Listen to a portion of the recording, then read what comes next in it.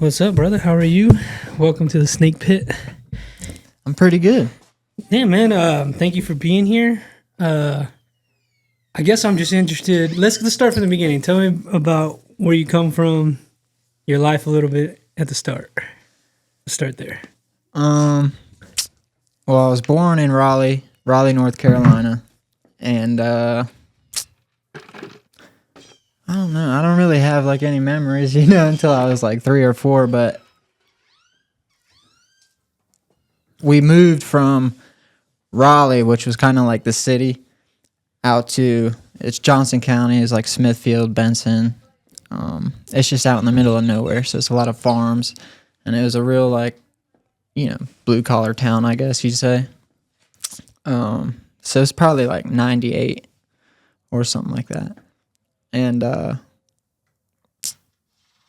we moved in. Well, you said you're from North Carolina? Mm-hmm. Nice. Oh, yeah. Yeah. And so my mom moved in with her girlfriend out there in Johnson County because, it was just real cheap to live out there. But, it was... it was rough. I know you've had an interesting life, would you say? Like a pretty wild life. Yeah, I would say so. It was pretty rough. Yeah. What was rough about it? I don't even know if you'd call it rough per se. I would just say different, like interesting.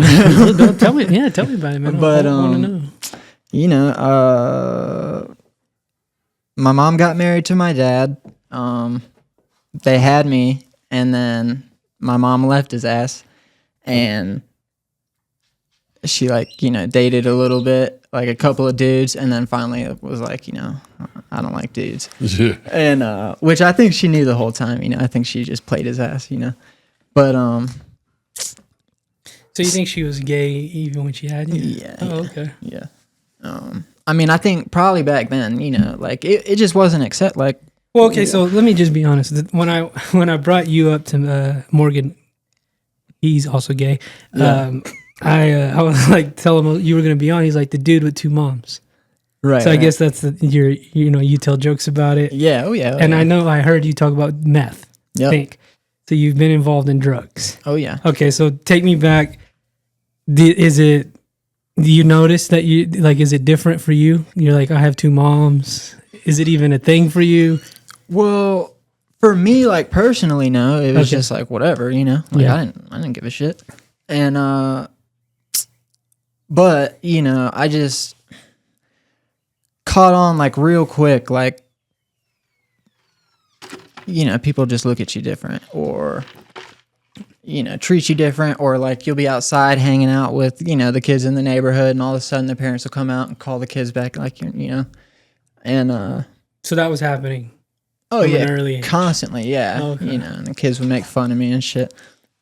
The funny thing is, like, one of the biggest like bullies, I guess you'd say, I had was this girl Marissa, dude, and she fucking, every day would just like make me feel horrible. Turns out, she's a fucking lesbian now. Yeah. She was just curious. She was trying to get the 411 on what's up. About what years was this, bro? Like time frame wise? So we moved out there. So my mom moved out there with her new girlfriend. I was probably like 4 years old. It's probably like 98. So 98. Oh, so Yeah. it's the early or late 90s. So yeah, it was still kind of frowned upon and all. Oh that. yeah. And like, like the KKK still marches in fucking Raleigh, North Carolina. Oh shit. Yeah, it's no joke. Like, yeah. So, and everybody's flying rebel flags and shit. Rebel flag is sick. Do you have any family members in the KKK? No. You know what's crazy? No. I do. Would Would you believe that? Well, kind of. Like I knew I somebody. don't. My stepmom's family. Yeah. I remember looking at pictures, That's old crazy. pictures, and she was like, it was kind of awkward because it was her like, her grandpa or her uncle in robes. And Oh, she was like, damn. yeah, well, I'm from Alabama. That's what it was like. Yeah. And I was like, oh shit. Yeah. Well, whatever. But so that fucking, you saw that as a kid, like them marching and shit. I mean, like, oh no, we never went to any marches or anything I like don't know. that. Like, It's like I wasn't there. but what if you gotta go to No, the we store? stayed- You gotta go to the Yeah. store and they're out fucking out and about. Yeah, I never saw him like that. Oh, like, okay. you know, I think it was still like a pretty secret thing. But, you know, people just, you know, the looks on their faces and stuff. Like, I don't know. I just knew something like I feel like I learned a lot about people at a young age that most people don't learn about till later, you know, because it's like harder shit to learn. But I don't know. And You know. and so you're growing up having to deal with this. You said you're getting bullied by a lesbian and all of this. And Because you got two moms. Right, yeah. what was it like? What was it like? Was drugs like everywhere where you're from? Like, is it like typical small town shit? Pretty much. Yeah, pretty much. I mean, it was just so like later on in life, you know, my mom left that lady and started dating this like rock star chick who's in a band and shit like that. And she was decent, you Nice. know, and she was like trying to get signed and shit like that. But so my mom wasn't around a lot, you know, so you know, I was just there. And you know, I think because of the way I was raised, like I was attracted to like a certain kind of people, you know, because they didn't give a shit, you know. They didn't give a fuck who my parents were and where I came from or anything like that. And, you know, as long as I could do whatever needed to be done, you know, they accepted me type shit. So, Nah, I feel that. you know, yeah. But, and so what happened was, my best friend's dad, like, I mean, he was my best friend, you know. I would go stay the night at his house on weekends and shit like that. But all of a sudden, his mom and dad get divorced, and it was like real nasty and shit. And they had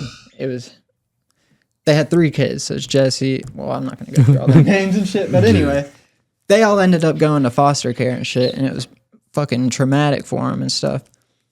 And they were in there for like a year or 2. And so they came back out, and basically rumors started going around that my best friend's dad was a drug dealer and stuff like that. And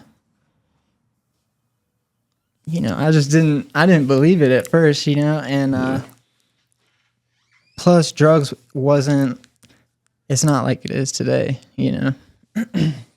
So one weekend I was over there staying the night at his house, and he goes, you know, he's like, come here, check this out. And so we go into his dad's bedroom, and he opens the drawer, and there was, you know, probably like an ounce of coke and like thousands of pills. It's like, okay, you know, he's a fucking drug dealer. So, Oh shit. you know, Was that pretty uncommon in that area? Like the parents being drug dealers and shit? well, it turns out, I guess not, you know. So, because like once I, you know, started getting involved with shit, like, yeah, like I was selling drugs to my friend's parents and stuff like that. Yeah, you the know? motherfuckers is Which is fucking crazy, and it's like kind of fucked up and sad, you know. But I mean, they're gonna do it, dude. You It's know? reality, huh? And, it is yeah. what it is. Were you dog. selling it to them behind your friend's back? Like, did they? No, they knew. no, yeah. Oh shit. But yeah, I mean, so yeah, and it just we kind of just jumped right in it, you know. It was like pills and coke and pretty serious stuff. How So- old are you about that time? 15. Oh shit. Yeah. Yeah. Yeah. And so like I would go see my dad every other weekend growing up and stuff.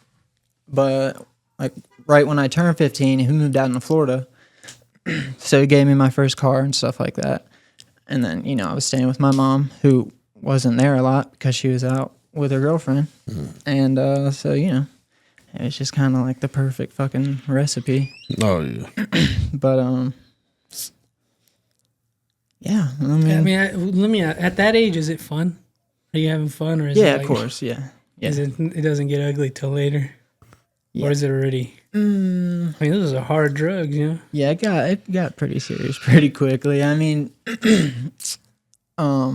like there was probably like 7 to 8 of us who like went to school and were friends with him, and so we could all go through his dad, I guess. But his dad kind of worked it out, so it's like we were all just, everyone that had to deal with him went through us, kind of stuff, which is pretty smart. And we were all, it just worked out. But it was like not even a year in. I was on the way to his house after school, and I'm about to pull into the driveway, and I get like beyond the trees, and there's all kinds of like, it was a red Camaro and a yellow Camaro, like a brand new one. And I was like, holy shit, like he's fucking doing some shit. Well, it turns out they were unmarked cars. Yeah. And then when I pulled in, and there's like a shit ton of unmarked cars behind back and stuff, and he was getting raided. And so yeah, that was pretty serious, Yeah. And Did you get in trouble for that? No. they made me leave and stuff, but of course, shit. but no, I didn't get in trouble because I wasn't there. Which even 2 of my other friends were there, but they didn't get in trouble either. There was a safe in the house that the cops were pissed off because nobody would give them the fucking combination to, but there wasn't anything in it,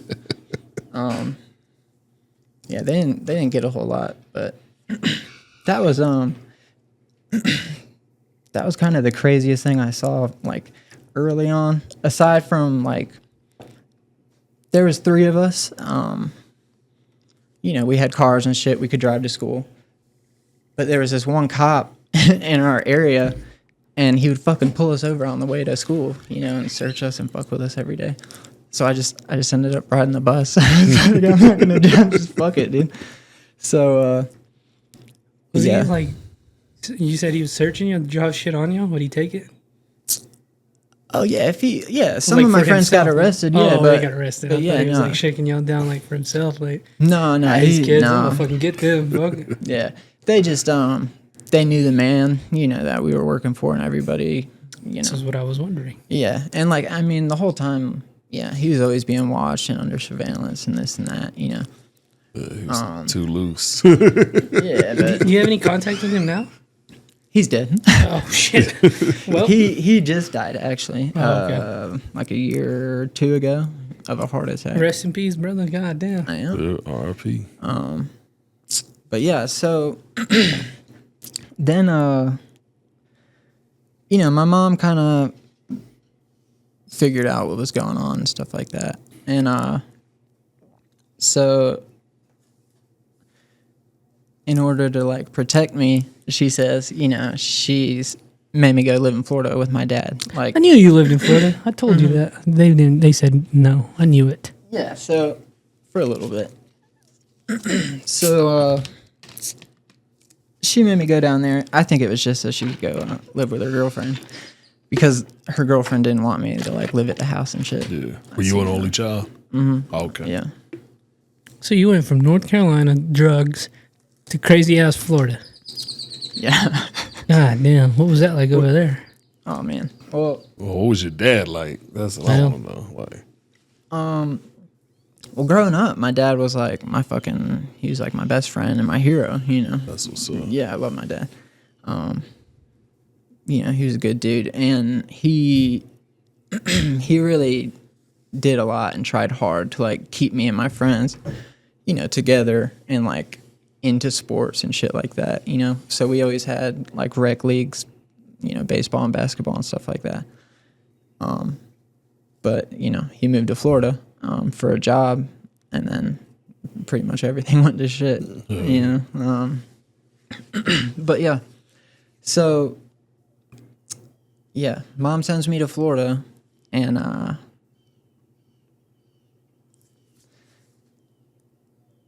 forgot who dad worked for, but he's always been like a pretty decent like business type of guy, like I don't know, a director. Like his last job, he was a vice president for well, I'm not gonna say. I don't know. Well, he on the straight and narrow. He's not about that life. Yeah. and shit. Oh hell no. Yeah. No. He went to college and everything like that. My mom went to college too. She went to Appalachian State. My dad went to Canisius. Yeah. It Shout was out just to the them. environment. Oh yeah. And both of them are from New York. my dad's from Buffalo, my mom's from upstate New York, and they met in North Carolina because they were both working at American Airlines at the time. Whoa. Yeah. But What are you guys, Irish or something? no, I don't think so. Jewish? I don't know. The New York, I don't know, German? Well, I think my mom's side is like Hungarian, and then my dad's side, I don't know, like French Canadian and some other shit. I don't know. But So 2 New Yorkers moved down to the South. Have you? Yeah. For business, though, for business, right? For American Airlines? yeah. They get married, they have you. Mm-hmm. And then they split. And then now you're in Florida With your dad. with your daddy. Yeah. Live in the straight and narrow, or are you still getting in trouble over there? Oh no, so like like in high school, you know, I got like my first like real girlfriend, you know, and she had already had a baby. I was about to say the most powerful drug in the world. Pussy. So Sorry, no disrespect over there. My bad. So, you know, that shit fucked me up though when my mom, you know, because I didn't really have a choice. You know, she was like, "That's, you know, you're going down there." Yeah. And so, you know, I had to leave all that and all my friends and stuff. You know, it just sucked, dude. Yeah, that would and suck. so I didn't want to be down there, and I think just from growing up and shit, you know, I probably definitely had some issues with like depression and shit like that I didn't, you know anything about at the time. Yeah. But we didn't talk about that shit a lot back then. Like, Yeah, that shit wasn't It talked didn't about. exist until like 10 years ago. Yeah, there's a bunch of this younger generation talking about, you know, like feelings and all that. Yeah, and and then also too, like my first stepmom that you know my mom was with, she was like 12 years older than my mom. She was a Puerto Rican chick, and she suffered from like bipolar, and she was just fucking mean, dude. I don't, you know, she did not like me, dude, because I was in the way, you know. So she kind of made my life pretty fucking miserable on a daily basis, you know. So that's, you know, Them damn Latinas. shit. Crazy. Worst. Motherfuckers. I'm fucking Puerto Rican. I Yeah. couldn't imagine. Yeah. So So by the time you went with your dad, bro, was y'all relationship kind of not like it used to be when he was living with you? Or, you know, like did y'all have to rebuild that relationship? I mean, sort of like. So I guess that was a thing, you know. I had never really thought about it before until I got down there, but I was like, you know, I never even been with my dad for more than like maybe a fucking week or two at a time, you know. You barely knew him. Yeah, really, when I got Yeah. to thinking about it. And so then when I'm down there, by the time I get down there, I'm already, you know, I've already learned this stuff. I've been doing that for like a couple years and stuff. You And were a man, bro. yeah, and then I get down there and fucking, I'm angry, you know. So it was like a recipe for disaster. Dude. Did you So have long hair? in high school? It got kind of like Oh. you know, like I'm just trying to figure out know. like what kind of kid you were. Florida? You listen to Marilyn Manson, oh, Limp Bizkit. What are you listening to? just Nah, rap. this a rap. This a Rap. gangster right here, bro. This a yeah, gangster, bro. yeah. You can't tell. I guess not. Fuck, goddamn, that's why I'm asking fucking questions. Nah, this a gangster right here, brother. Yeah. Now I'm scared. Who was it though? Who was it? East Coast or West Coast mostly? Who'd you like? Well, East Coast, because East I Coast. lived on the East Coast. I had feel to. you. Hell yeah. And plus, I think Biggie's Yeah, better dummy. anyway, dude. Biggie? Oh no, bro. Yeah, dummy. Tupac, baby. Tupac. Yeah, I know. Nah. You're gonna cause a turf wars. Okay, so you were doing that shit. Yeah, so, I can't believe I got that wrong. Goddamn. yeah. Did you have a chain? No, not like a real one. Not like that. Not like a real.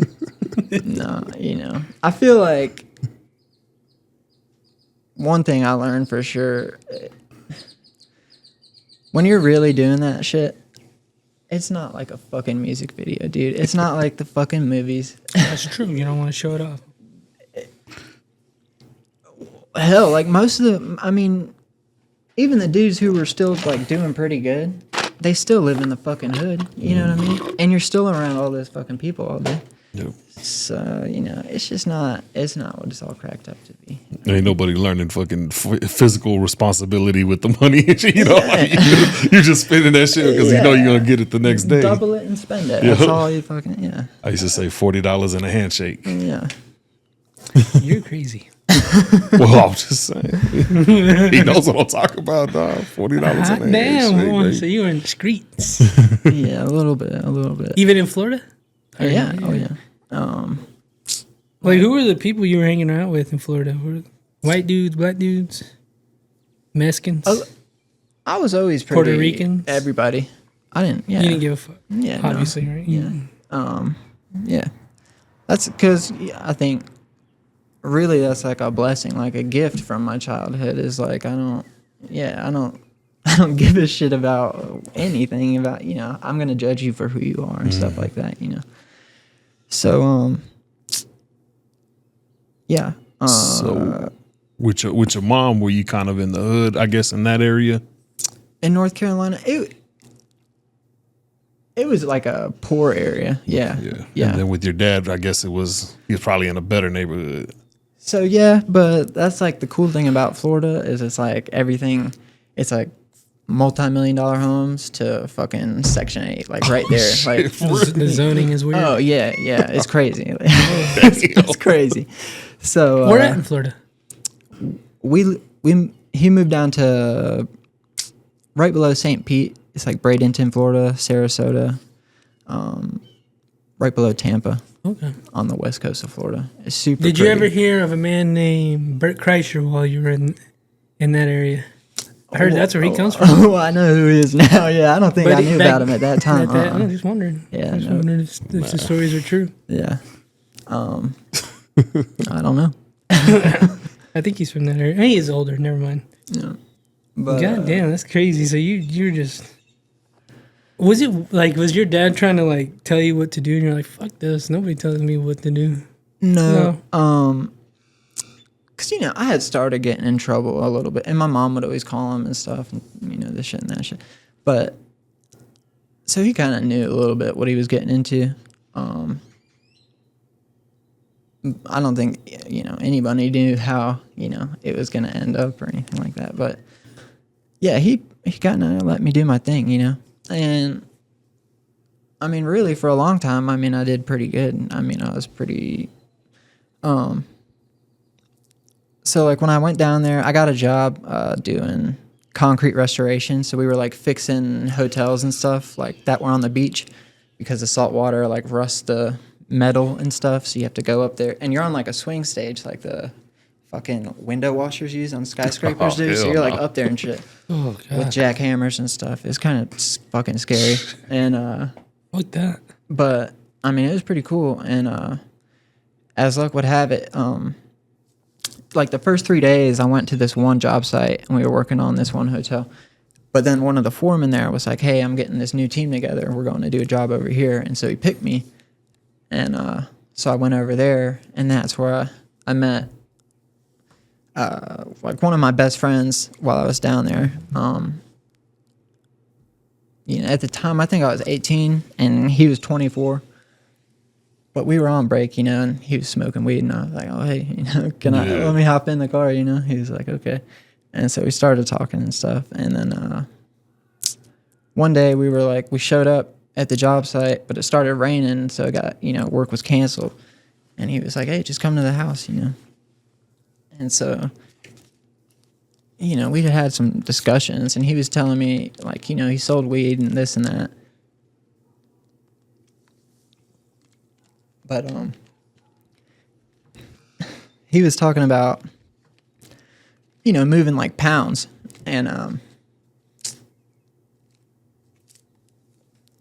I just I hadn't seen anything like that really yet. I mean, the dude I was working for in North Carolina it was just all the pill days coming up from Florida and shit. So it was just a different thing. I mean, he moved a shit ton of pills, but it's just still like, it just looks different, No. So I get down there and yeah, he said, he sells weed and stuff. And so I went to his house this one time and, I think we smoked or something. And I was sitting there and I had like fallen asleep on the couch. and he came in from outside and fucking threw this thing at my face. And I woke up and it was a fucking pound of weed, you know? Oh shit. And I was like, oh shit. And then he opened up his closet and he had like, you know, a bunch of them. And I was like, whoa, you know? And so he was getting it from some dude in Arizona, you know? Not sure how that worked. And then he was getting shit mailed to him from California and stuff like that. Damn. And then, but like him and his crew, I guess you'd say, it was like him and these two brothers and like 2 or 3 other guys, you know, kind of made up the group. And, but really before I got there, they kind of came up because, you know, Florida was like the pill mill state. And before they started like tracking it, these guys would just like basically drive down to Miami and then hit all kinds of like pain management clinics on I've the way heard back about up. this story. Just go boom, boom, Yeah, boom, right? and just fucking come back with thousands of pills, you know. Damn. Yeah. Oh shit. But like by the time I got there, most of them had already like been in trouble. Some of them were in prison and stuff like that. And so really, it was like a good group of guys because they really looked out for me on that. They were like, you know, don't do this stuff, you know. Like, you know, we'd fuck around on the weekends and stuff and smoke and stuff like that. But, you know, they looked out for me. And, you know, we made money. I mean, you know, nothing crazy, but pretty, you know, it was good. Yeah. It was like a second income, you know. But,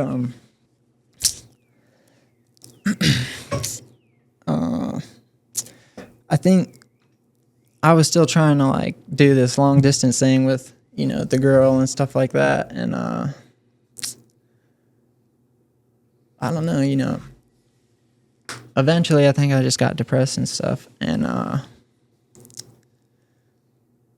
you know, I had got a taste for like getting high and stuff. And so then eventually it kind of turned into,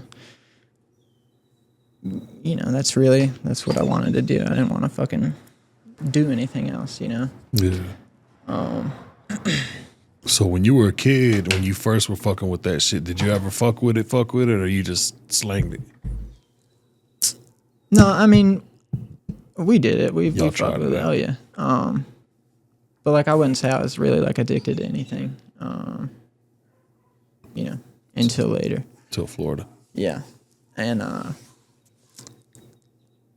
don't really remember exactly how it happened. You know, like I said, I just remember going out with these guys and we like went to some bonfire or something like that, you know, but like, you know, we would party on the weekends and stuff. And this one weekend we went out there, but like we didn't have anything, you know, and I was just like, you know, I think I'd rather be high, you know. And so then what happened was I ended up getting a different job. I ended up getting fired from that job for fucking something stupid. This other crew that was there, their job was to like come in and clean up after us, and they like scratched the hell out of these hotel windows and stuff like that. And so this one day it was also raining, and me and my buddy Mike and the foreman are the only ones that even showed up. So we're the only ones there doing this job. Well, they're like complaining that these windows are scratched up that we didn't even do. And so this dude snaps a picture of me like chipping the cement off with like this blade thing. And so the foreman, you know, was like, hey man, they sent that to the boss, and the boss says whoever, you know, it is in that picture to fire him. Oh, He was like, that's fucked oh up. dude, and even the foreman was sad. He was like, you're my best guy. He was like, he Had no choice. told me later, he was like, dude, I lost sleep over that, you know. Yeah. Yeah. God damn. What are you gonna do? But so then I got a job with one of my dad's friends that he was playing poker with, and the dude was like a contractor, you know, just did a little bit of everything. But he hired this other dude's. All these guys play poker together, you know. So this other guy's daughter he hired, and like I had heard stories about her and stuff, you know, like she had been to rehab and this and that. So I got there and it was like, you know, the first day of work and stuff. And I don't know, we just got to talking, and we were both, at first like, yeah, I'm clean and stuff like that, just feeling it out. And by the end of the day, she was like, okay, let's go. I'll take you, I'll show you where to get it. And I was like, okay, cool. So, and back then, so she got a bunch of Dilaudids, right? And so at that time, we would snort pills, crush them down, snort them and shit like that. But we went back to her house and she was like, do you mind, if I do it, well, I forgot what she said. And I was like, okay, And so she, pulled the shit out and crushed it down, put water on it and stuff like that. And drew it up and, did it. And, I don't know, but I was like, You said Dilaudid? Mm-hmm. Isn't that super powerful? Mm-hmm. You're like, oh shit. Yeah. But, so, and then I made her, I was like, I want to try it. And she was like, no. And, eventually I talked her into doing it for me. And so I just watched how she did it, and then, like the next day I went and got some, and I just went in the same spot she did and it worked, and I was like, oh shit. And then fucking over from there. yeah, That's where it started, huh? Damn. Yeah, yeah. Are you comfortable talking about this, by the way? Oh yeah. Okay, Oh, yeah. just making sure. I should have asked that way earlier, but Yeah. So that's where, Yeah. because these are just, I've never done any of that. It's just like that powerful. It just fucking overtakes you, right? Like it just super addictive.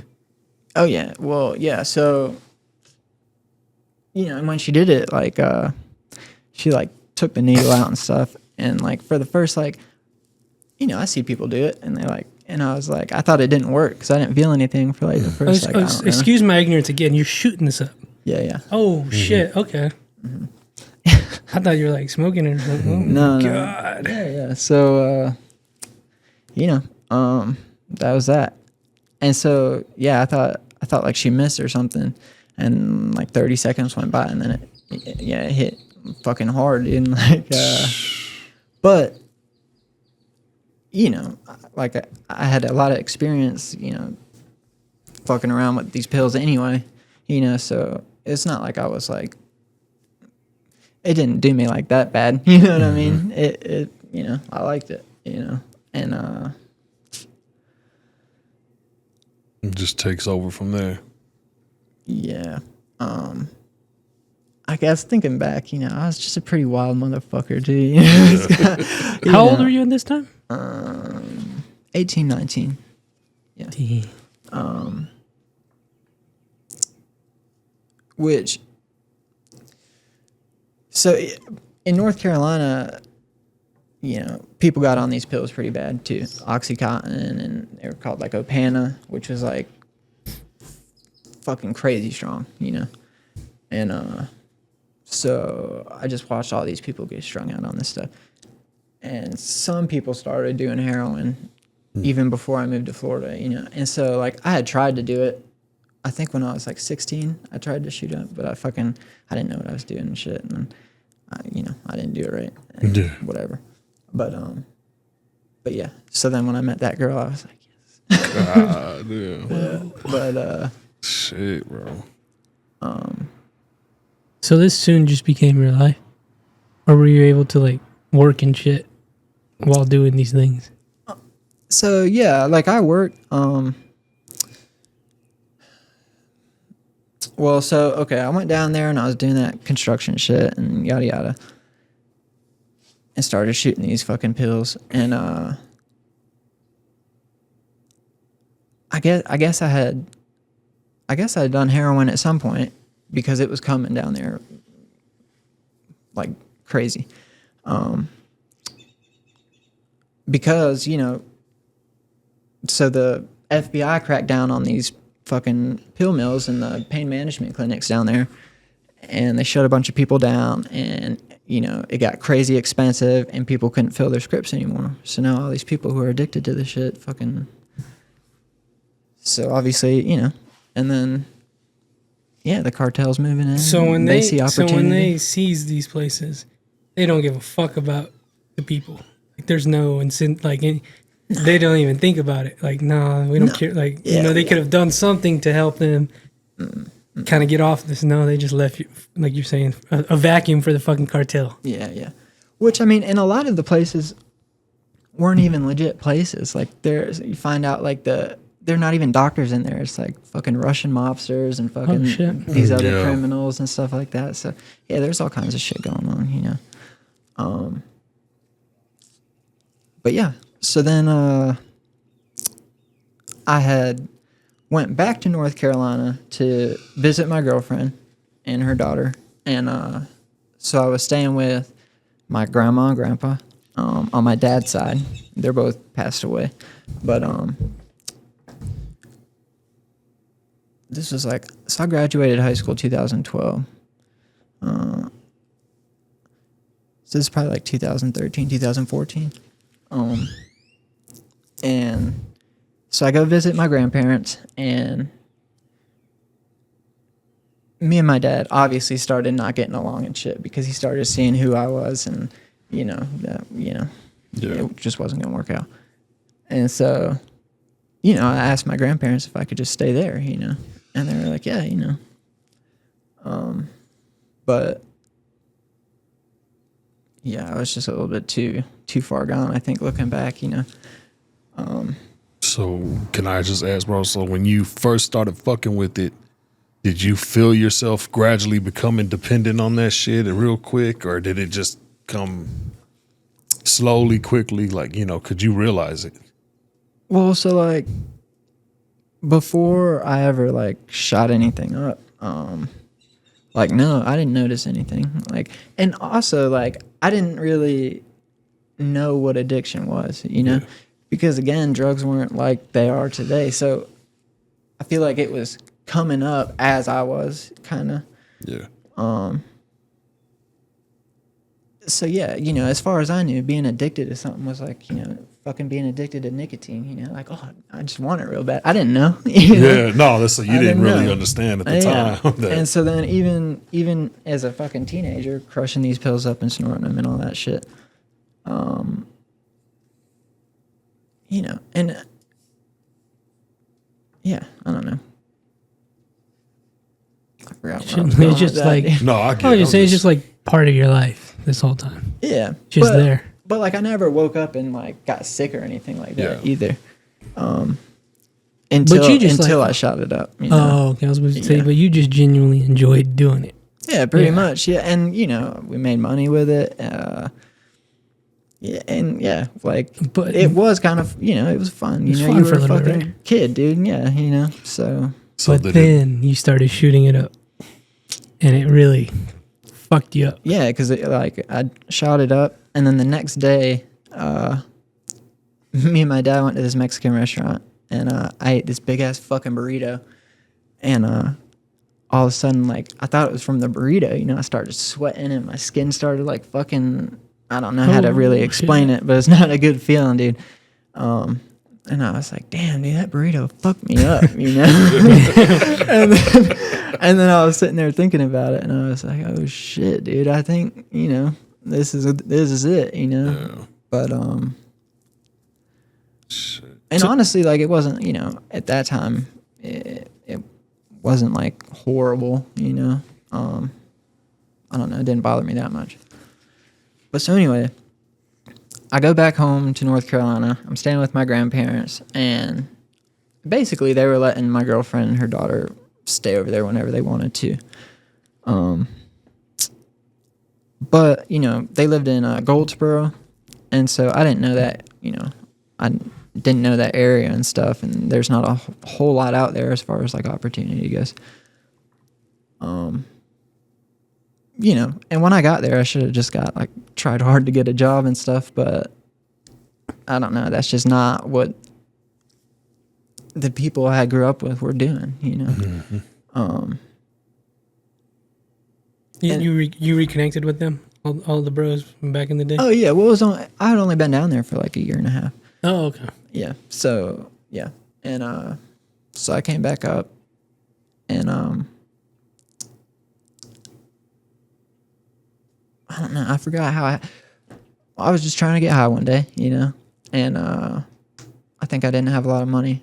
And one of my friends was like, well, I know this dude, and if you get like, some Sudafed boxes from the pharmacy, he'll give you some dope. You don't even have to spend money, because obviously that's what you cook fucking dope with, and there's like a limit on how much each person can get and stuff like that.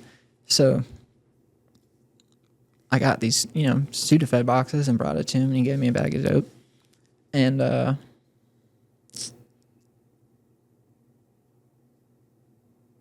think it sucked. I think it wasn't very good or something like that. And I was kind of pissed off or something like that. And I called him, and he was like, well, I know this other guy, yada, yada. He was like, give me a couple minutes, I'll call you back.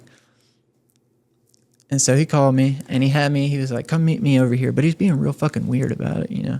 Like, he wouldn't, like, just give me an address or tell me where to go, So I'm just driving around this fucking trailer park in the middle of the night. Like, dude, what am I doing? But finally, he was like, okay, you can pull up. And he introduced me to this dude, and the dude had just got out of prison, and I guess while he was in prison, he learned how to cook meth. Somebody in there taught him. God damn. This dude's story is fucking nuts. So we were all in high school, and we all used to party in this neighborhood, like trailer park. And one day, this dude, we'll just call him Jason. We'll just call him So Jason is approached by this group of guys. I'm assuming he knows them, to some degree. And they're like, hey, we're going to go get some money up the road from this dude. Can you drive us? And now this is a story he told me. I think he knows what the fuck they were going to do. Yeah. Obviously, he's not going to say that. So anyway, he drives like 3 other people over here because they hear like this dude's selling dope out of this trailer, this Mexican dude. And supposedly he's got like a lot of shit. And so anyway, they went in there, and the dude fought back, and one of the kids shot him in the head, Oh, shit. Yeah. Yeah. So this dude freaks out, and after like 2 days, he turns himself in and tells on everybody, And so, but yeah. So anyway, he was in there for like 13 months, no bond and nothing. Pretty brutal. But so he gets out, and I meet him, and we just kind of hit it off, and we all knew the same people from high school, and we all ran in the same circles and stuff like that. And so, slowly but surely, he kind of just started to trust me because I would be around. And pretty quickly, I would say, we were pretty close, And so he taught me how to do it, and I was kind of like, I guess his partner, I don't know. But yeah, so he taught me how to cook, and Is it a hard process?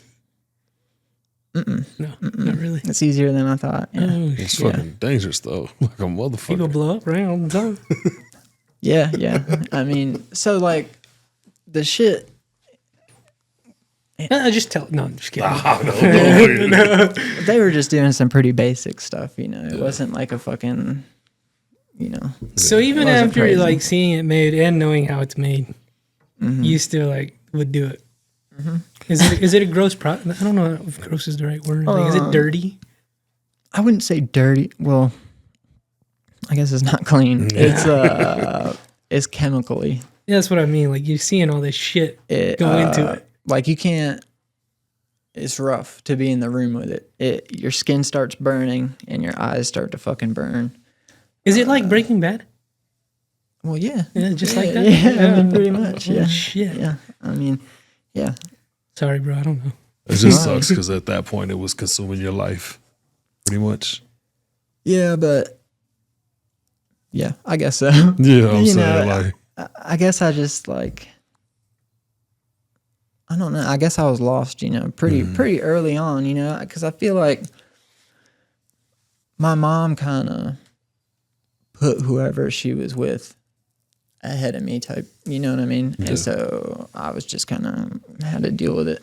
And yeah, and then, you know, the community you're in doesn't really like you or want you there, you know, and for reasons that aren't your fault, you know? So yeah, you know, I think that does something to you, you know? That's a lot for a child to fucking process, you know? Yeah. Yeah. And then the environment, it's just there. Yeah. And, but like, yeah. And at the time I didn't really think about it like that, you know, of course, but So at what point do you start like changing and you're like, no, this is not what I want to do? At what point do you get clean? Like, how does that happen? so that was like a year ago. Oh, really? Yeah. Yeah. Oh, there we go. Yeah. Yeah. Awesome. She's here, over here. Oh yeah. Yeah. So there's like a whole fucking span of you just doing all this until recently. Oh yeah, yeah. Your whole life? Pretty much. Yeah. Damn. Yeah. I've been homeless, lived in my car. I just, you know, kinds of I know shit, we've dude. been just grilling you on these questions, and I want No, yeah. there to it's- be like, it's good. you know, it's reality, Yeah. but I want there to, you're here today talking to us. You said you're clean, so there's hope for people. Hopefully, if, you know, Oh yeah. because you got clean. So like, Yeah. Right. does it take you yourself like, or was she like, no, you're getting clean? Like, how has that happened? Well, of course she's like, no, you're getting clean. Yeah. But at the end of the day, something in you has to happen, you know, because yeah, everybody fucking told me to get clean all the time, you know, but you know, Not that easy. yeah, yeah. And do you feel like like society like just doesn't give a fuck about people in your situation? A lot of times, more often than not, I mean, yeah. there's like is there any like sort of, I don't want to say government like help, any of that there for people at all? In North Carolina, it was okay. Okay. There were some programs like, yeah, Because I've had a guy on here who works at a rehabilitation center. He says it's not fucking cheap, you know. right. So it's like hard for even like Yeah. most people. So, and that's that's another. So, right after I met this dude, you know, we started doing our thing. That lasted like just shy of a year, and he ended up getting arrested and stuff. So, I was living with my grandparents, and so we stopped cooking meth. But you know, my grandma had like all these pills and shit in her stuff. And I got fucked up on those and ended up passing out in front of her one day and like taking a chunk of wall off and stuff. And they were like, "You're going to rehab." And I was like, "Okay," you know. Yeah. And but again, like I don't know what rehab is, you know. So in my mind, like all I know, like I've seen those commercials for like fucking Malibu and stuff like that, you know. So I'm like, it might be all right, you know. I'm thinking like horseback rides and massages and shit, dude. And they dropped me off at this place called the Healing Place in Raleigh, North Carolina, and it's so it's free. It's a free program, state funded, but it's basically a homeless shelter. When I was there, like the main shelter, it's like a big open room, kind of like a general pop in jail. Just a big open room with a bunch of bunks everywhere and like a couple like little half walls and stuff. But I don't know. Yeah. So then what happens is you get there and you're homeless basically. So you live in the homeless shelter for like the first 6 months, maybe a little longer, depending on how long it takes. And so while you're in the shelter, every day you wake up at like 5:30, they wake you up. You eat breakfast and you're doing all these meetings and stuff. And then when it's time for lunch, we had to march. Not march, but we had to walk fucking, it was like 6 miles round trip. We had to march all the way down to the soup kitchen in downtown Raleigh, stand there with everybody and, you know, eat at the soup kitchen every day. Until you're like actually in the program, you know, and then you go to the other side. And if you stay, it takes like, you know, a year to 2 years, you know, and they kind of help you get a job and stuff like that. and it's cool and stuff, but it's fucking brutal. Like, Was it basically like jail? so yeah, it yeah, the same. Probably a little worse though, because you get these little spurts of freedom and you get to go downtown and do whatever the fuck you want. And it was, yeah, all kinds of crazy shit. So I was 19 when I went there, and there was one dude who was like 18. I felt so bad for him, which he was there pretty much on some abuse shit. His mom caught him smoking weed and was like, "Oh, you're going here." I think she just didn't want to take care of him over the summer or some shit. But yeah, so it was rough. And like everyone who works there had been through the program before and stuff. So it's all like this tough love shit. So they act like drill sergeants basically. And yeah, so it sucked. I fucking hated that. But it was just one time they asked, they were like, cause they had like this deal, like, you know, if you're in prison for whatever kind of offense, you can get accepted into that program, and then instead of doing like your last however many, you know, in jail or prison, you can come do the program, you know, but you have to complete it, otherwise you'll go back. But so one time he asked, he was like, "How many people here have been in prison? Raise your hand." And everybody except like 4 people, including me, you know, obviously raised their hand. You know, I was like, like, yeah, but I don't know. I was only there like I think like 4 months, and my dad had come to visit me like twice, and he just saw how it was, and he hated that I was there, I think. So eventually, he talked to me. He was like, "I'm gonna get you out of there." Could you leave at any time if you wanted? Oh yeah. Oh, okay. Yeah. Mm-hmm. Yeah, because so I hadn't been in any trouble, you know, at this point. Oh yeah.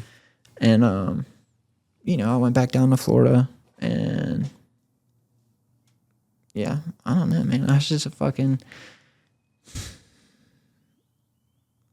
I don't know, you know, where I was at, just blew up so fucking like heavy with the drugs. And I feel like just growing up around it and seeing it, you know, I don't know. I felt like I knew that I was smarter than most of the people that, you know, I was with most of the time. And so I guess I just kind of, that was like what I thought I was going to do. I was like, okay, I'm going to do this, and I'm going to fucking probably be better at it than them. And so I just stayed, you know, stuck in this mentality, you know, and looking back, like, I really don't even know. I don't know why, you know. I was sad and angry, I guess, you know. Yeah. So what was the process of getting over that, like for you?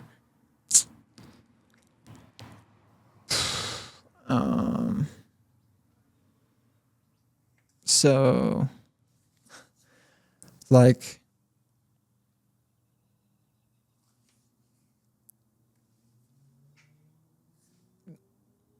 all the people that I was close to that I grew up with, you know, there's probably like 3 left that are alive, you know. Mm-hmm.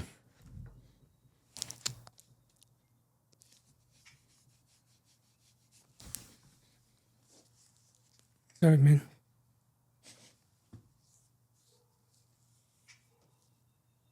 No, I get you, bro. We're in that same boat.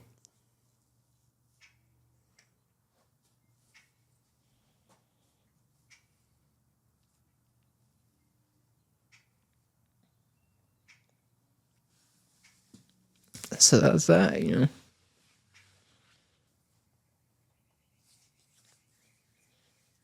Did that place offer any kind of help for like withdrawals and stuff for the people that were there, or you just had to go through it? Oh yeah.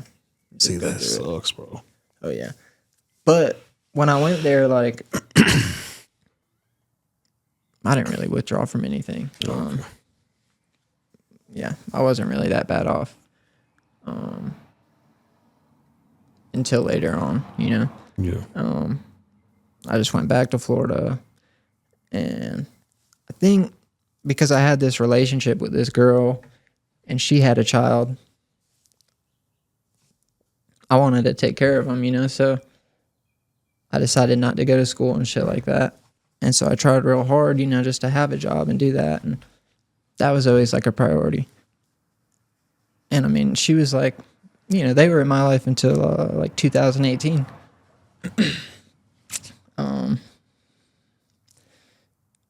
But yeah, eventually my mom broke up with the rock star chick, and she started dating a fucking cop. Oh, And, shit. So that rock star chick was holding it down till recently, trying to make it. Yeah, I'm sure, yeah. Shout out there. I mean, Yeah, I don't know. sorry about that. Whatever. So now your mom's dating a cop. Well, she was. Yeah. Was. And so, you know, when they went on like one date, and in true lesbian fashion, she moved in with her, you know, that was that. Yeah, in love real quick. Yeah. So, and you know, the other girl wouldn't let me fucking like even be in her house and shit like that. So I like couldn't even go visit my mom and shit like that. Oh, never mind. Fuck her. Yeah. Sorry. So anyway, you know, she tells this lady about me and stuff, and the lady's like, okay, well, you know, you can come, you know, live with us and stuff. I guess I was like 22, maybe. But by the time I had moved back there, I was a heroin addict. Like I was fucking, you know, Full blown. like I always I had a job and stuff, and you know, I don't know. But yeah, I was, you know, doing drugs. I never really called myself like I wasn't a drug dealer or anything like that, you know. I just kind of, you know, got enough to get by, I guess you'd say. He was a hustler. Yeah, Hustler. that's it. You know, Is heroin expensive? kind of. Yeah, heroin was expensive. Yeah.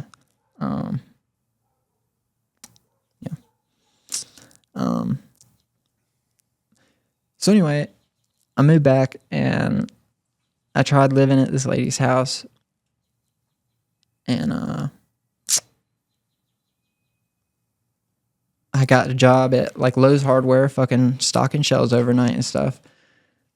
And really, I was doing pretty good, but you know, I would still go fuck around on the weekends and stuff like that because that's what all my people were doing. I mean, that's just what it was, I guess. Yeah. And you know, that's what we did. So And then eventually, I don't know, something stupid happened, and I got caught with some like fucking weed or some dumb shit. And the lady fucking freaked out, you know, and basically they were gonna kick me out again. And I was like, I didn't really have anywhere to go. And so I kind of always wanted to be like in the military when I was younger. You know, I thought about it and stuff. I just thought, I just always had like a real hard time figuring out what I wanted to do and stuff. You know, I just couldn't really see myself. You know, I didn't know like where I belong, I guess, what really I like, or, you know, I don't know. No direction, really. Yeah. So anyway, I was like, well, fuck it, I'm going to join the Army, you know? And so I went and talked to a recruiter, and,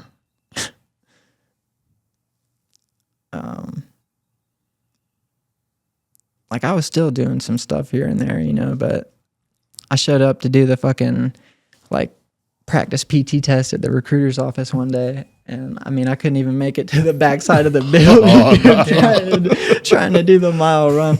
I was like, hell no, dude. And, Shit. They were like out of shape. Man. yeah. So, and I had to lose some weight. And so like me and this, you know, sergeant would go work out. I think we did that like 4 times, and he just kicked my ass, you know? And so they sent me to MEPS and, you know, to ship out and stuff. And I'm thinking like, there's no way I'm going, like I'm too fat and stuff. Like I didn't even do anything.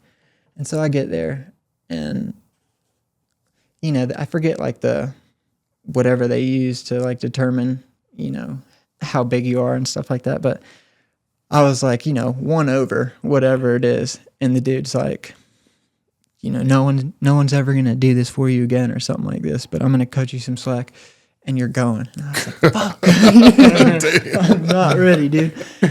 And so, yeah, I basically went to basic training, fucking cold turkeyed off everything I was doing, you know.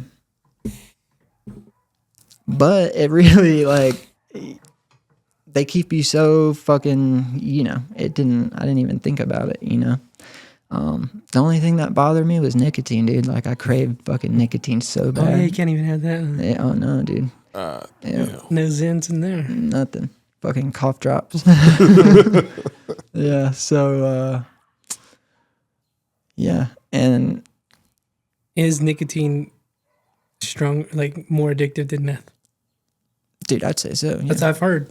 Yeah, I mean, yeah, because the whole time, like, really, like, I mean, I had done it all by the time I got there, and yeah, after a couple months, you know, it bothered the shit out of me, the nicotine, you know, and I just remember hearing, like, when I was a kid, like, oh, it's like the 3 days, you just need those 3 days, and then you're good, but dude, no fucking way, dude, no, so, but yeah, so I was signed up to be a combat medic, and I went to basic. I did get held back like in my class because I couldn't fucking pass the mile run. So they had to send me to, I forget what it's called, but we call it fat camp, you know. And Where you need to go. Oh, really? and so basically the dude just ran me to death, you know. In like the first retake test, which was like a week later, I passed, you know. And so they sent me to AIT in San Antonio, Fort Sam Houston. Oh, okay. Oh yeah, and that's like the largest operating like military hospital that's like in operation, I think. It's pretty cool. But yeah, so I went to combat medic school, and it's like one of the longer like schools that the Army has, like after basic, you know. I forget, it's like 4 or 6 months or something like that. But I got there and everything was going really good, and after like a month or two, I got like this bump on my leg, and you know, it hurt. Like I thought something bit me, you know. And so, you know, each day like the little red spot around it would get like bigger and shit, and I was like, damn. And but then like all of a sudden, like after 2 days, like on day 3 when I woke up, like that shit like consumed like my whole fucking lower half of my leg, and the shit was like different colors and fucking throbbing, dude, and it was making me like sick. But I don't know what the fuck I was thinking. I was like, I hope this goes away. Oh, shit.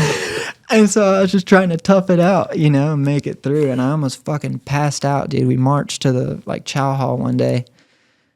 Yeah, I almost fucking passed out. And then by the time we got back to the barracks, like, I had fell asleep, and the dude that was in my room with me woke me up, and he's like, dude, fucking, your breathing is scary. He's like, something's wrong with you, bro. He's like, we're going up there. So we had to walk up there to the sergeants, and I remember the one was like on the phone.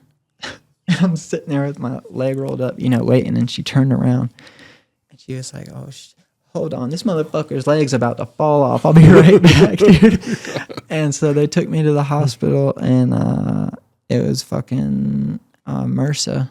Oh. And so they fucking cut that shit open and let it drain, and sewed it back up, and they're like, we're gonna watch it and shit. What is MRSA? I don't even know what that is. Dude, so it's a staph infection. It's like a flesh-eating bacterial disease. I was about to say they show it in school, but I forgot you didn't go to school. Nah, I was especially it's like a serious fucking thing. And so it's super common. Any areas where there's like a bunch of people all the time, military, fucking jails and shit like that, hospitals. But I got staph in jail. Serious shit. yeah, no shit. Hell yeah, dude. But it'll kill you. It gets in your blood and shit, which, you know, I didn't know any of that. But so yeah, they cut it open, and they sent me back, you know, to the training unit or whatever, and they had like drew on me with like a marker, like, hey, if it goes past here, you know, come back. And so like the next day it was like fucking way worse, dude. Fuck, man. And so we go back up there, and yeah, they were like, so they had to take me upstairs, and like I was in the hot, like, you're staying here and shit. And so it got so bad, dude. It had crawled all the way up, like next to my nuts, basically. Oh hell no, bro. Yeah.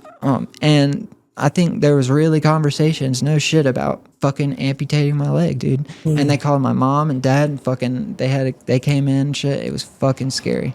Yeah. So Yeah, but they, I think most of us be like, yo, if it goes to the dick, just cut the leg. You know, like, cut the leg.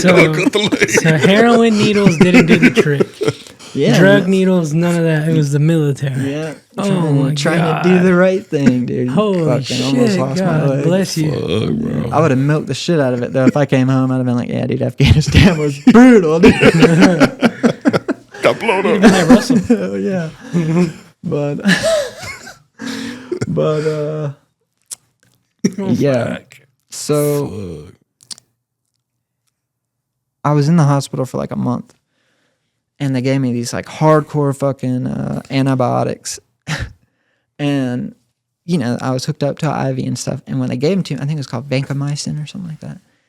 Dude, this shit is it's like the strongest antibiotic, and that was a scary thing because they're like, you know, I guess the MRSA other stuff doesn't work for it, so you have to go with the strongest. But they're like, if this doesn't work, you're screwed. But anyway, this stuff was so strong. My whole like head and face swole up, and it got like, I mean, so red, like crazy red. And dude, my fucking skin, like I swelled up and went back down, and I had like a flap of skin hanging over each one of my ears. I looked like Squidward, dude. It was the most bizarre shit. What I was the like, fuck? dude, is this gonna fucking go back, dude? Oh my God. What the hell, dude? Yeah, it was horrible. And that shit hurt, but it saved my life. So, you know, that shit started going away. They had to take like a big old scoop out of my fucking knee. And then I had to go to like an actual like physical therapy rehab thing for like another month. And then so I get put back, and I have to wait for these guys to graduate now, and then wait for this next class to come, which there's like 2 weeks or 3 weeks in between classes. And so I start up with this other class, and we were doing training or something, and I was wearing all my shit, and I like hopped over a wall, and fucking when I landed, I heard something pop, you know. And so I thought I dislocated my knee, you know, because I couldn't move it and shit. So my drill sergeant, or the sergeant, comes over there, and well, I guess they are drill sergeants again now, but he comes over there and he's like, "Oh, you dislocated your knee." He's like, "Hold on." So he pops that shit out, dude. So then I go back, and then like a week later, same shit happens, dude. And so they sent me to like the I forget what he was called. He was a captain, like a physical. He might have been a physical therapist, but I think something higher than that, you know.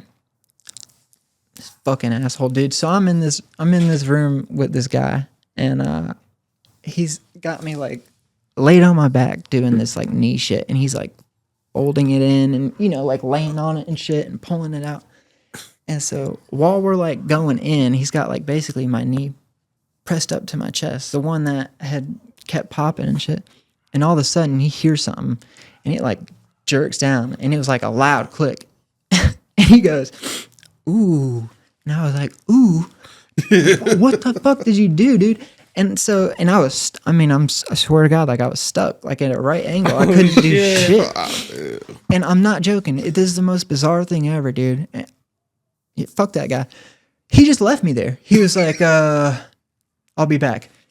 And never, I swear to God, dude, just, that was that. He was like, "I didn't do it." My sergeant from the unit came back and get me, and they were like, "What happened?" I was like, "I don't know. He just fucked me up and left, dude." What the fuck? And so, so they sent me to the hospital, I think. And then the dude there, is trying to fucking like get it back out. And he's doing the same thing, dude. And I'm like screaming and crying. I'm like, dude, fucking stop, bro. Like, that's not working, dude. And so come to find out, like, I tore my meniscus and did something to my ACL too. Yeah. And so my meniscus was like stuck like on the bone or some weird shit. God, yeah. Shit, and, bro. Yeah. So, so then, like, I'm back there, and when you're not gonna like graduate on time, or you get in trouble, or you get kicked out or something, you have to wait until you can get out, and so they call them like holdovers or whatever. And it's like a terrible spot to be when you're in training because, you know, you're looked at like you're a piece of shit, like you don't belong here, you know, you suck. So I get put with these guys for like, I ended up getting stuck there. I was at,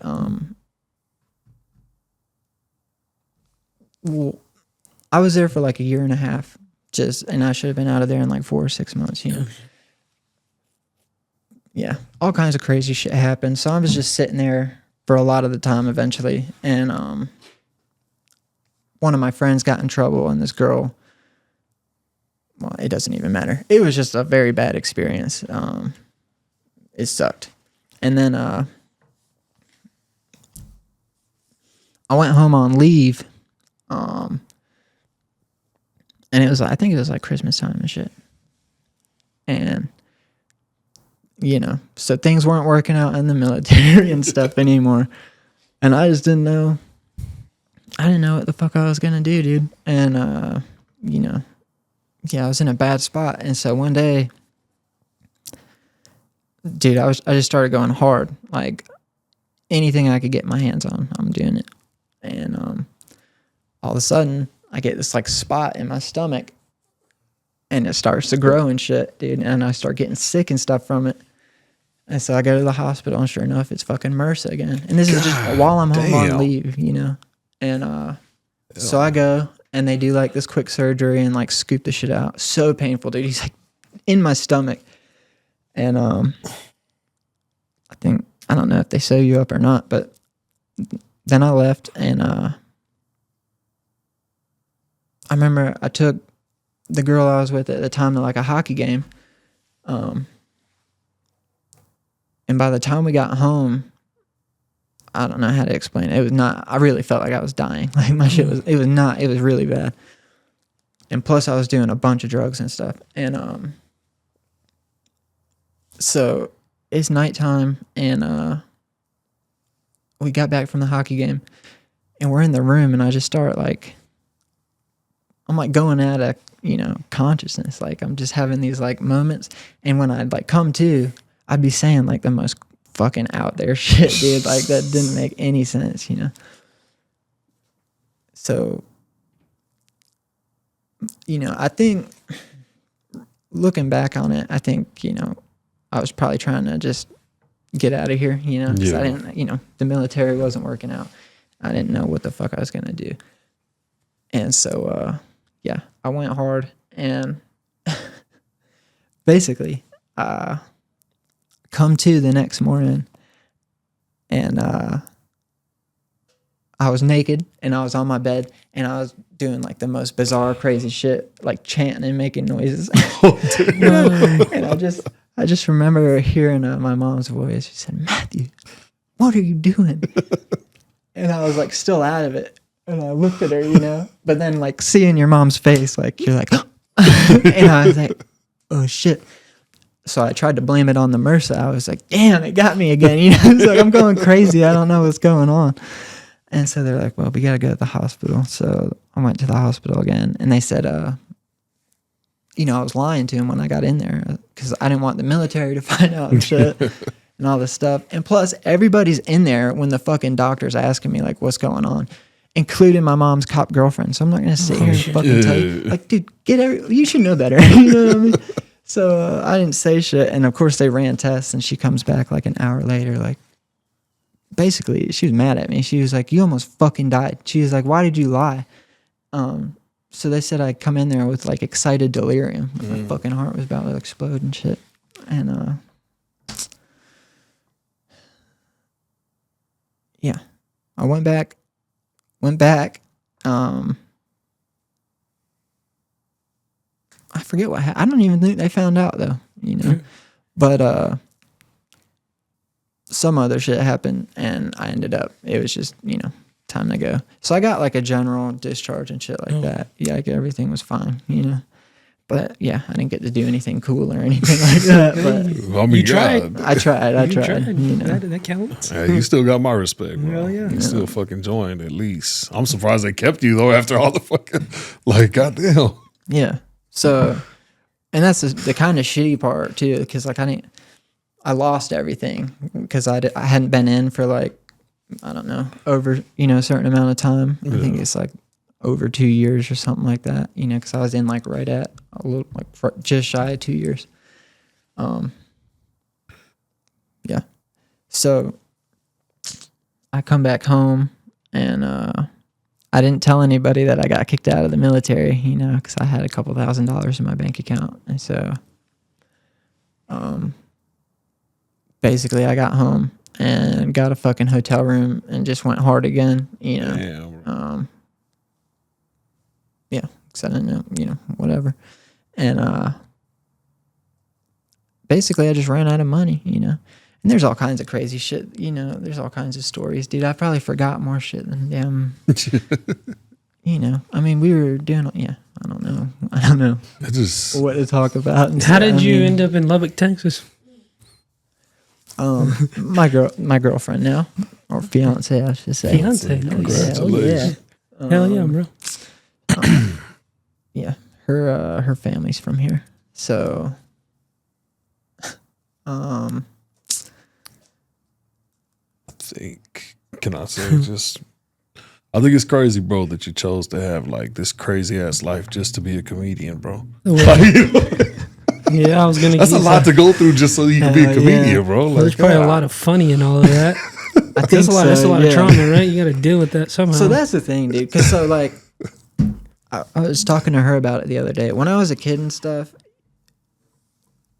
like I was very like happy and very funny, Yeah. And so, and one of the reasons I'm trying to do this shit is one of my friends who told me I was going to be a comedian. He passed away like a year ago or something. He was like my best friend, my childhood friend, Josh Cook. And shout out to him. hell yeah, he's a good dude.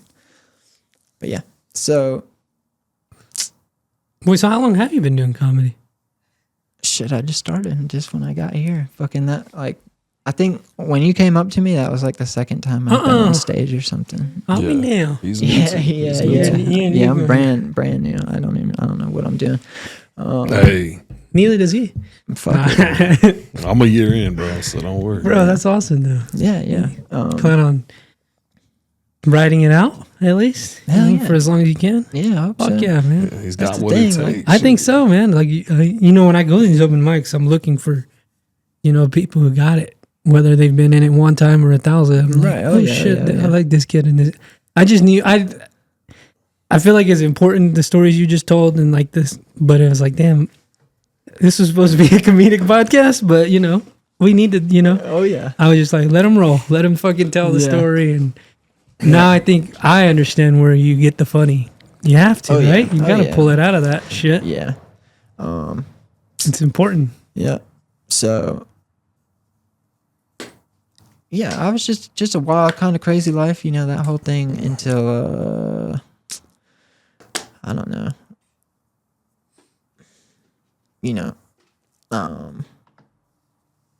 I started getting in trouble when I was like, I think I was 27 the first time I got arrested. I overdosed in a bathroom and shit and woke up with the cops around me. Oh shit. Went to jail. And then, once you're in there, like, it's super hard,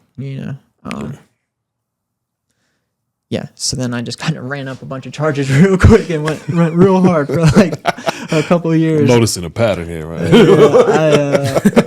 I ended up living in my car and shit like that. And, I was supposed to be staying with my mom at the time, but we weren't getting along. And I felt like she was kind of doing me wrong. And, so I just ended up living in my car for like a couple months, and somebody worked for 911, and my mom needed help finding me, you know. That's how they met, because they were actually friends first. And so my mom had no idea where I was and shit, but somehow they found out I saved this dude's life. He overdosed, you know, and, you know, we were in the car and shit, so we had to pull off at this gas station, gave him CPR and shit until EMS got there and gave him Narcan and all that shit. And so my mom somehow figured out that, I think, because she works now, she could, I'm sure, do some shit. So they found this call, because I had a missing persons out. My mom had, and so the cops like, hey, you have a missing persons out. But he was pretty cool because I fucking saved this dude's life. He didn't fuck with us or anything. He's like, all right, just, I don't know, get out of here, call your mom. Yeah. And yeah, so she helped find me and shit like that. My mom fucking hunted us down, dude, and fucking, yeah. So that was just, it was real crazy. And I was like, all right, I'm going to go to rehab and like really try to fucking, you know, and it was rough for like, you know, the first fucking, I mean, shit is still rough. You know, I'm fucking new, you know, I'm not, I've got fucking less than a year clean. So fucking. When is it a year? October. Oh, okay. Right. Or September. I don't know, something like that. But, yeah. Long story short, we ended up hanging out, you know, and, you know, she's the greatest. And so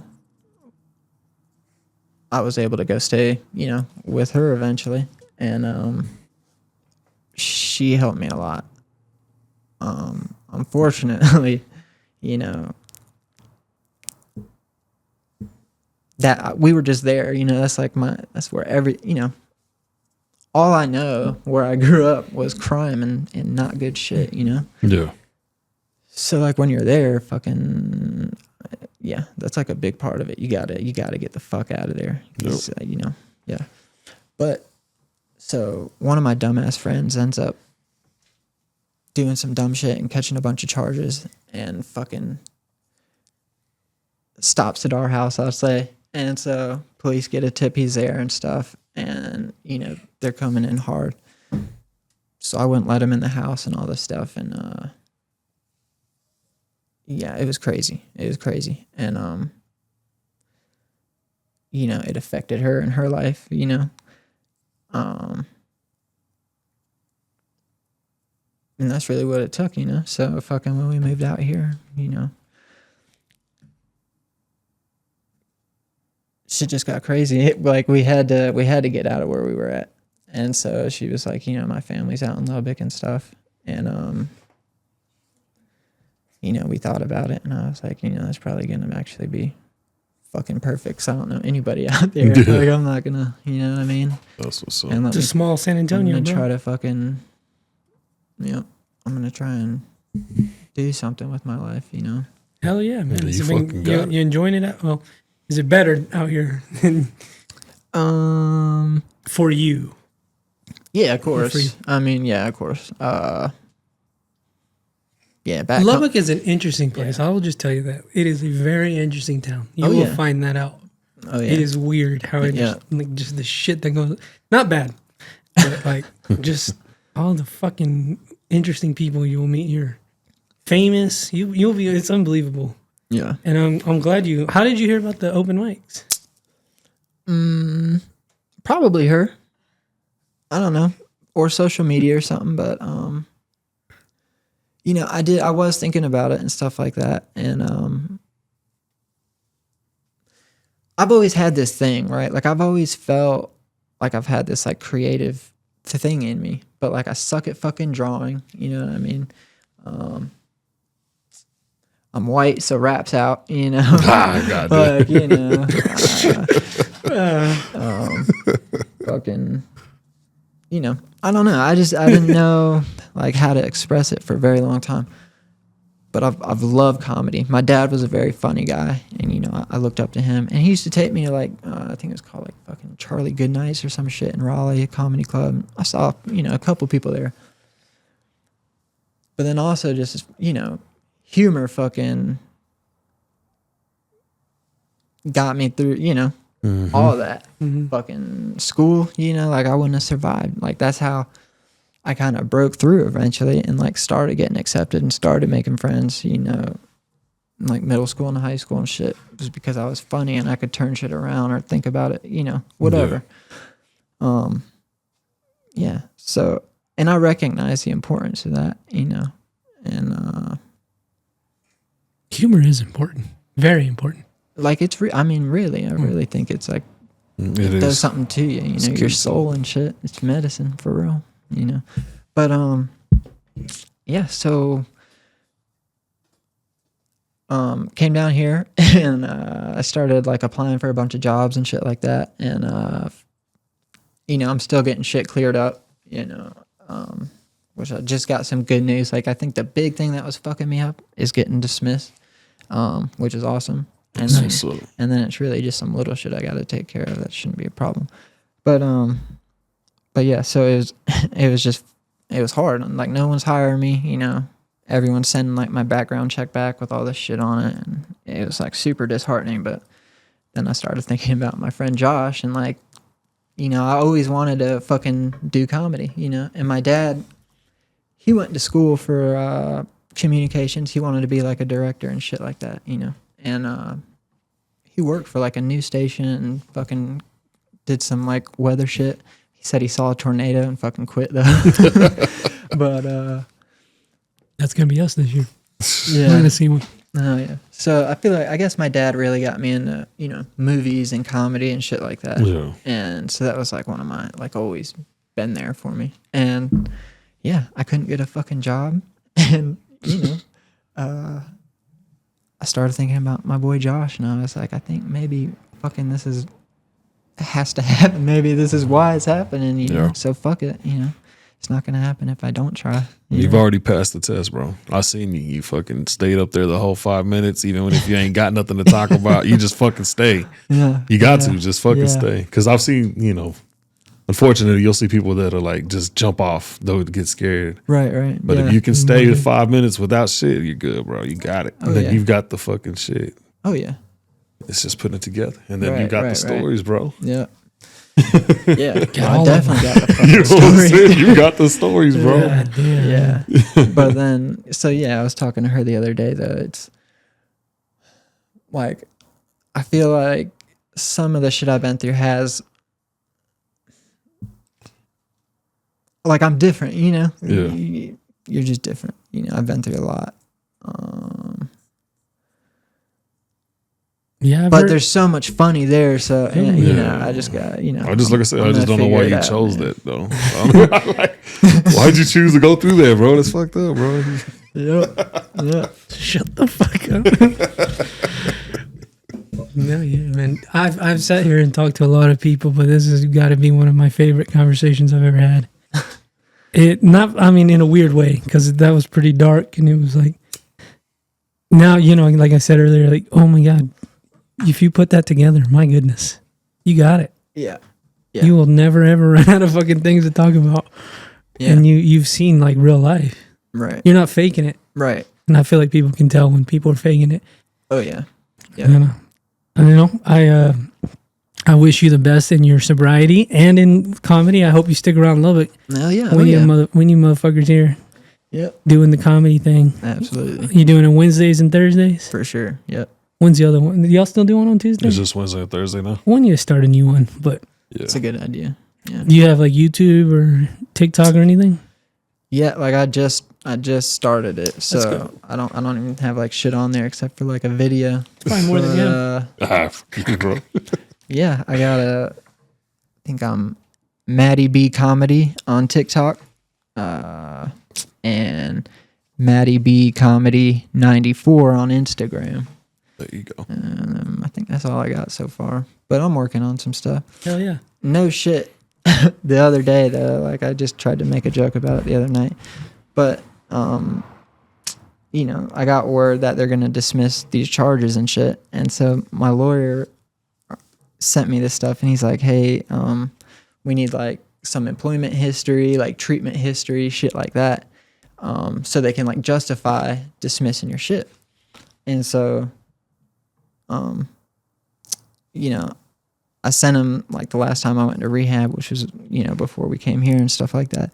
And but as far as like employment shit, you know, like I've been fucking up for a couple of years, dude. So I was like, I sent him a copy of my background check, and I was like, this is why I don't have employment. But I was like, but, you know, fucking this is what I'm trying to do, man. And I kind of explained it to him, and I was like, I'm trying to fucking get some good out of all this. And so I gave him like my TikTok and shit like that. And he actually got real excited and was like, can I send this, you know, to the prosecutor, yada, yada. And then a couple days ago, he hits me up and he's like, hey, my assistant's like a big TikTok user, and she's got some like pointers for you for putting content out there and shit. And so she gave me like a couple good solid fucking tips and shit like that. So, I mean, that was pretty fucking cool, dude. There you go. Hell yeah. He's a good guy too. Fucking. Just if they ever ask you though, just tell them you were a freelance hustler. Yeah, yeah. Well, that's it. Yeah. I was freelance hustling a couple of years. Yeah. Jeez. Yep. That's been your whole life. Huh? Fuck. Yeah. Yeah. God bless you, man. Have you got anything for the people out there? Oh man, I guess my TikTok, Mr. Is WT, and my YouTube page, Mr. Is WT. You can check out all my sets. I've put every single one of them out. Check it out. I hope to see everybody May 9th. Oh, shit. What is the address? Let me see real quick. I don't think I put it on the flyer now that I think about it. But we are doing a comedy show / live podcast May 9th. Let me see what the address is. We're going to have Josh. What's his name? His last name? Sewer Dog, whatever the fuck his name is. Josh Signs, Dylan, and Tanner. All in the comedy scene here in Lubbock. There we'll be doing sets, and then we'll be doing our shit, and probably playing a game called Story Wars for all the folks out there who know what that is. If not, come check it out. I don't know what the address is. Oh, here we go. 8717 County Road 6820, Lubbock, Texas 79407. Come out May 9th. I believe we'll be starting probably about 8 o'clock. So we'll have a good time that night. Wednesdays and Thursdays, check these two fellows out when they're doing their open mics.